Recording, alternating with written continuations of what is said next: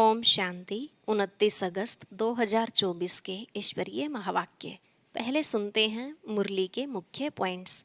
बाबा ने कहा, अभी मैं तुम्हें ज्ञान रत्नों से श्रृंगारता हूँ, परंतु कई बच्चे यहाँ से बाहर जाते हैं तो माया धूल में लथेड़ कर उनका ज्ञान श्रृंगार बिगाड़ देती है। भले बाप श्रृंगार करते हैं, लेकिन तुम्हें अपना पुरुषार्थ भी तो करना चाहिए ना। बाप जानते हैं कि धारणा तो सब नंबरवार ही करेंगे।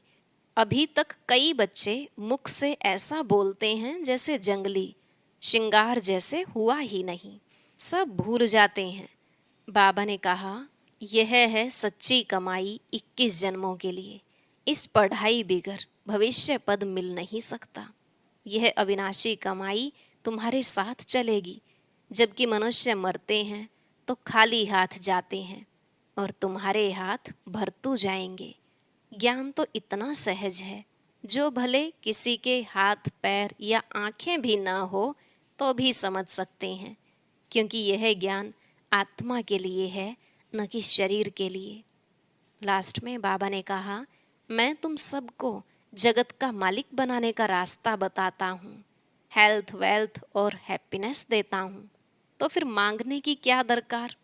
तुम सिर्फ मामेकम याद करो तो मालिक बन जाएंगे और सृष्टि चक्र को जानने से चक्रवर्ती राजा बन जाएंगे।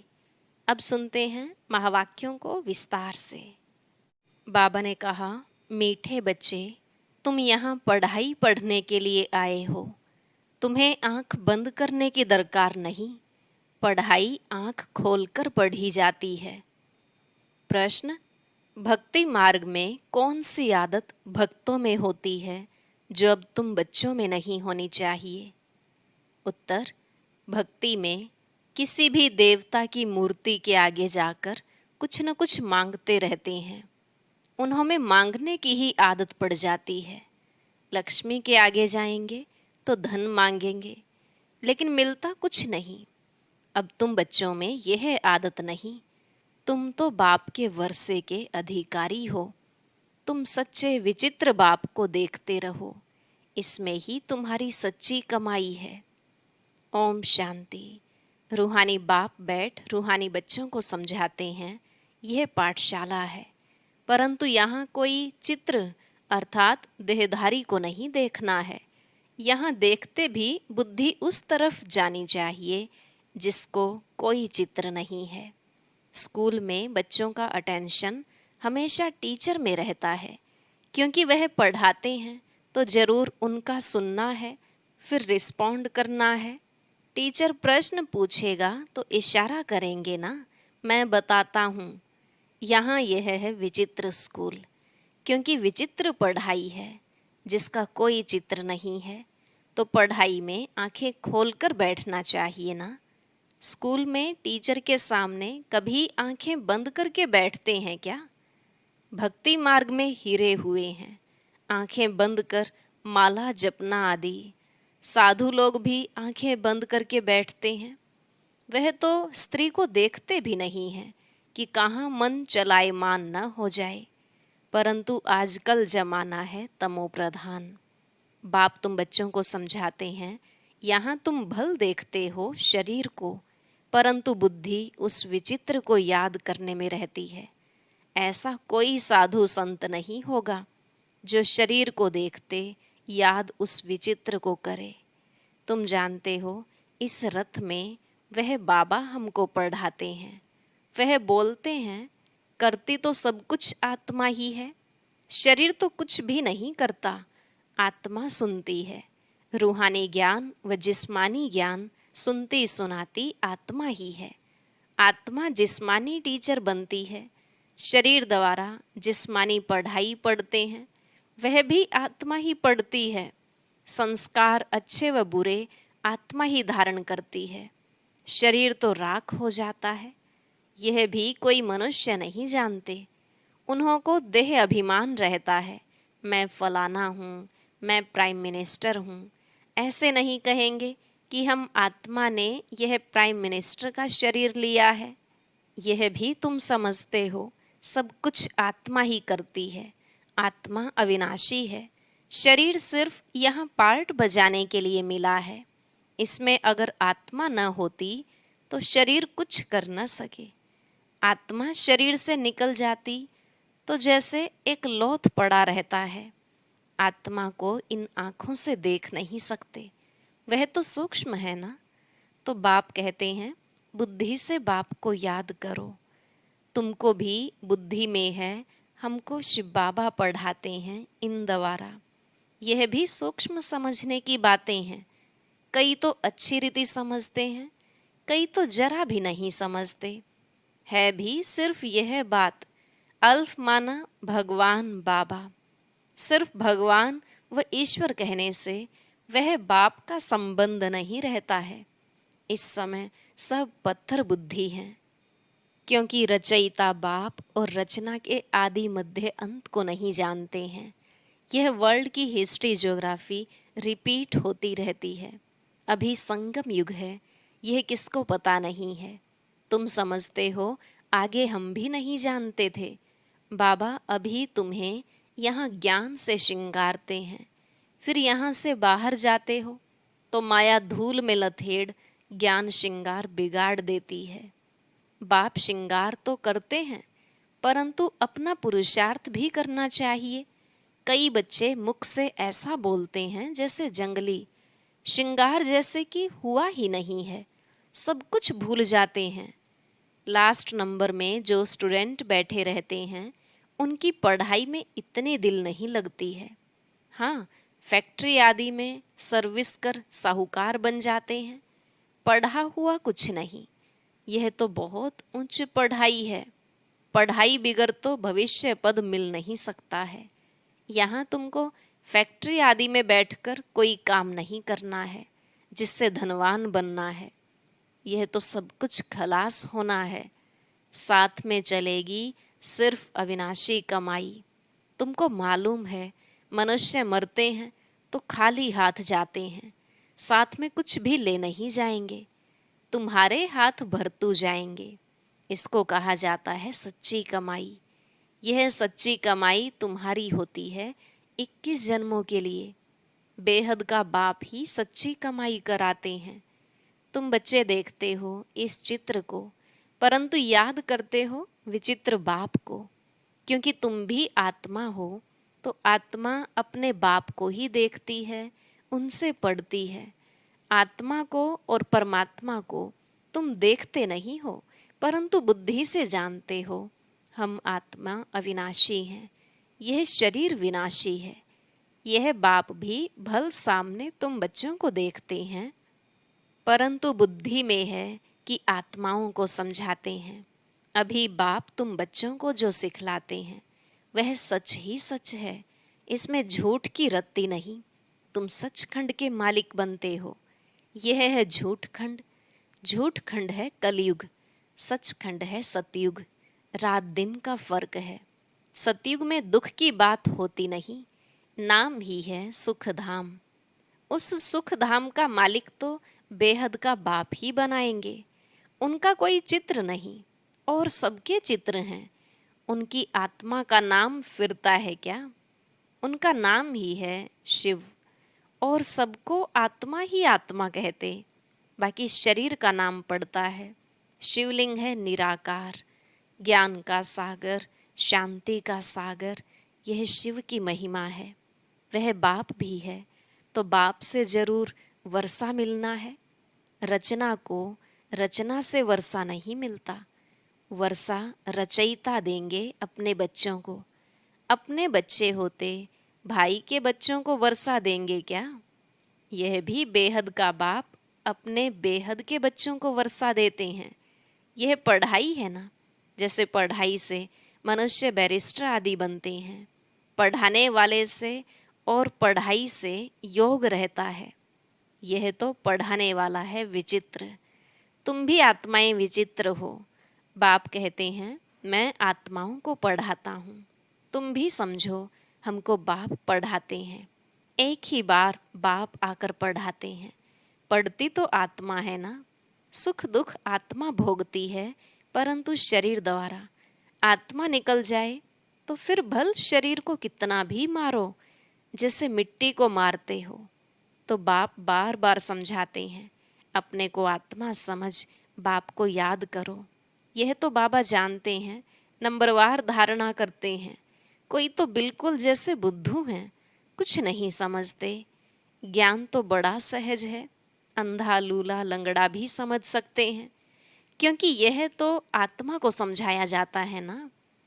आत्मा लूली लंगड़ी नहीं होती, शरीर होता है।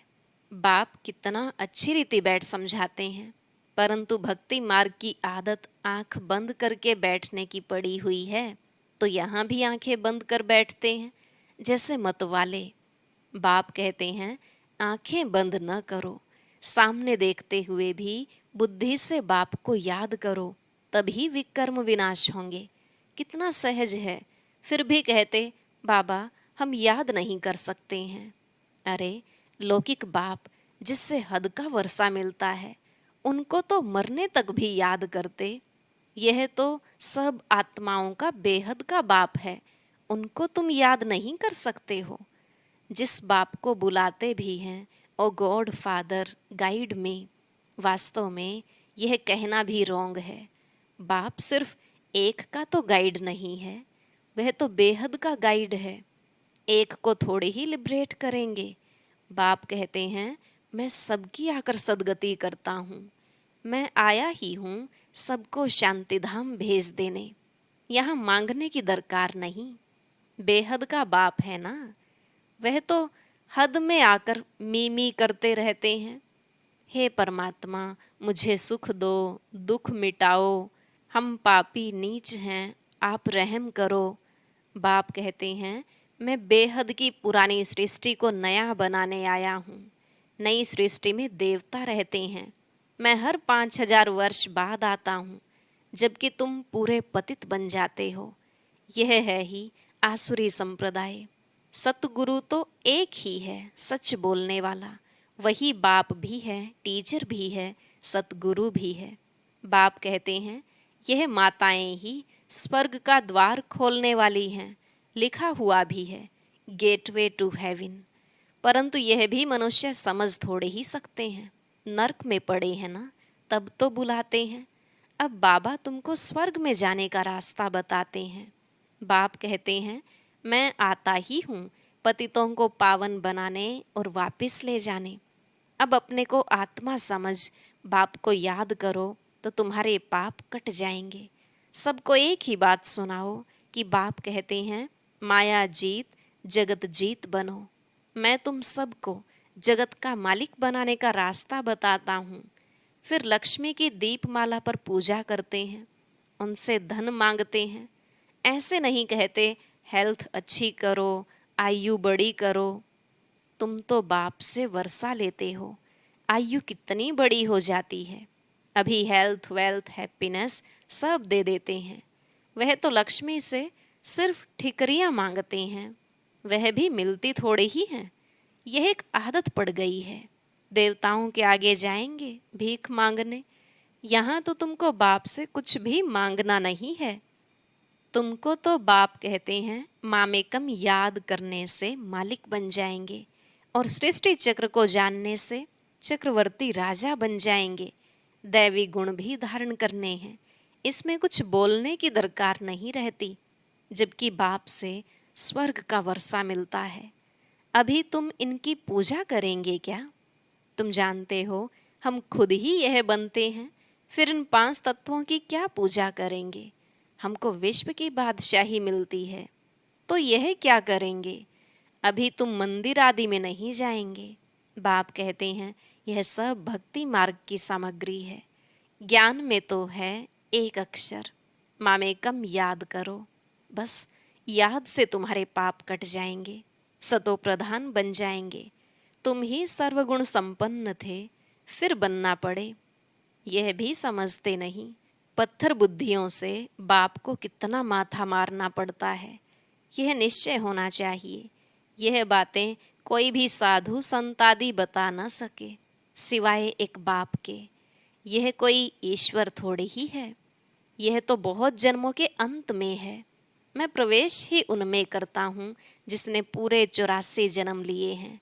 गांवड़े का छोरा था, फिर श्याम सुंदर बनते हैं। यह तो पूरा गांवड़े का छोरा था। फिर जब कुछ साधारण बना तो बाबा ने प्रवेश किया, क्योंकि इतनी भट्ठी बननी थी। इन्हों को खिलाएंगे कौन, तो जरूर साधारण भी चाहिए ना। यह सब समझने की बातें हैं। बाप खुद कहते हैं, मैं इनके बहुत जन्मों के अंत में प्रवेश करता हूँ। जो सबसे पतित बना है, फिर पावन भी वही बनेंगे। 84 जन्म इसने लिए हैं। तत्वम एक तो नहीं, बहुत है ना। सूर्यवंशी चंद्रवंशी बनने वाले ही यहाँ आते हैं, नंबरवार पुरुषार्थ अनुसार। बाकी ठहर नहीं सकेंगे। देरी से आने वाले ज्ञान भी थोड़ा सुनेंगे, फिर देरी से ही आएंगे। अच्छा, मीठे मीठे सिकलधे बच्चों प्रति माता पिता बाप दादा का याद प्यार और गुड मॉर्निंग। रूहानी बाप की रूहानी बच्चों को नमस्ते। रूहानी बच्चों की रूहानी बाप दादा को नमस्ते नमस्ते, गुड मॉर्निंग, शुक्रिया बाबा, शुक्रिया। धारणा के लिए मुख्य सार। पहला पॉइंट, बाप जो ज्ञान श्रृंगार करते हैं उसे कायम रखने का पुरुषार्थ करना है। माया की धूल में ज्ञान श्रृंगार बिगाड़ना नहीं है। पढ़ाई अच्छी रीति पढ़कर अविनाशी कमाई करनी है। दूसरा, इस चित्र अर्थात देहधारी को सामने देखते हुए बुद्धि से विचित्र बाप को याद करना है। आंखें बंद कर बैठने की आदत नहीं डालनी है। बेहद के बाप से कुछ भी मांगना नहीं है। आज का वरदान, समय के महत्व को जान, फास्ट सो फर्स्ट आने वाले तीव्र गति के पुरुषार्थी भव। समय के महत्व को जान, फास्ट सो फर्स्ट आने वाले तीव्र गति के पुरुषार्थी भव। बाबा ने कहा, अव्यक्त पार्ट में आई हुई आत्माओं को last so fast, fast so first आने का वरदान प्राप्त है। तो समय के महत्व को जान, मिले हुए वरदान को स्वरूप में लाओ। यह अव्यक्त पालना सहज ही शक्तिशाली बनाने वाली है। इसलिए जितना आगे बढ़ना चाहो बढ़ सकते हो। बाप दादा और निमित्त आत्माओं की सर्व के प्रति सदा आगे उड़ने की दुआएं होने के कारण तीव्र गति के पुरुषार्थ का भाग्य सहज मिला हुआ है। स्लोगन, निराकार सो साकार के महामंत्र की स्मृति से निरंतर योगी बनो। निराकार सो साकार के महामंत्र की स्मृति से निरंतर योगी बनो। अच्छा, ओम शांति। अब सुनते हैं आज की अव्यक्त मुरली। इसके लिए ऊपर दिए गए बॉक्स पर क्लिक करें।